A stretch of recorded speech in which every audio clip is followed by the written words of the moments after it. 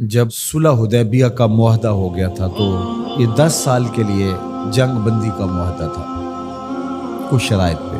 تو اس کے بعد پھر مسلمان بھی کفار کی جانب سے جو آئے روز کی لڑائیاں تھیں ان سے فارغ ہوئے اور مختلف بادشاہوں کو خطوط لکھنے لگے اور وفود بھیجنے لگے.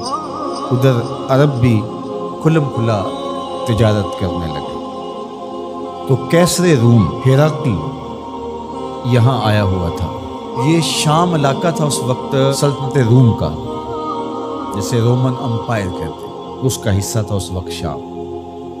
تو وہ یہاں دورے پہ آیا ہوا تھا. تو حضرت داہیہ کلبی کو خط دے کر کے اسلام کی دعوت کے ساتھ حضور علیہ السلام نے بھیجا تھا.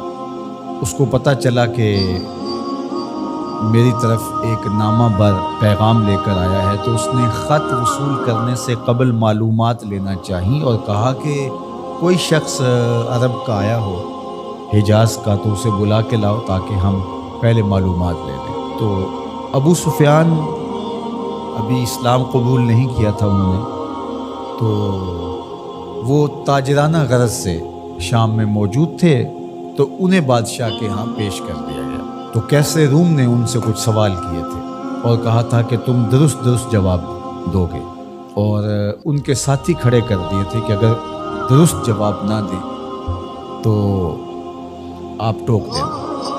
تو ان سے جو سوال پوچھے گئے انہوں نے وہ درست جواب دیے. وہ ایک قصہ طویل ہے، لیکن اس واقعہ میں سے ایک چیز جو یہاں حضرت امام بخاری نے، امام مسلم نے اپنی اسناد کے ساتھ روایت کی ہے. اس نے سوال کرتے ہوئے کہا فماذا یامرکم، وہ تمہیں کیا حکم دیتے ہیں؟ ابو سفیان کہتے ہیں کہ میں نے کہا کہ وہ کہتے ہیں اعبدوا اللہ وحدہ ولا تشرکوا بہ شیئا، صرف اللہ کی عبادت کرو اور اس کا کسی کو شریک نہ ٹھہراؤ. واترکوا ما یقول آباؤکم، اور جو تمہارے آباء و اجداد کہتے ہیں اس کو ترک کر دو، وہ بت اور وہ سب کچھ ختم. اور وہ ہمیں نماز کا حکم دیتے ہیں. والصدق، اور سچ بولنے کا حکم دیتے ہیں. والعفاف، اور پاک دامن رہنے کی تلقین کرتے ہیں. والصلہ، اور رشتہ داروں کے ساتھ اچھا سلوک کرنے کا حکم دیتے ہیں.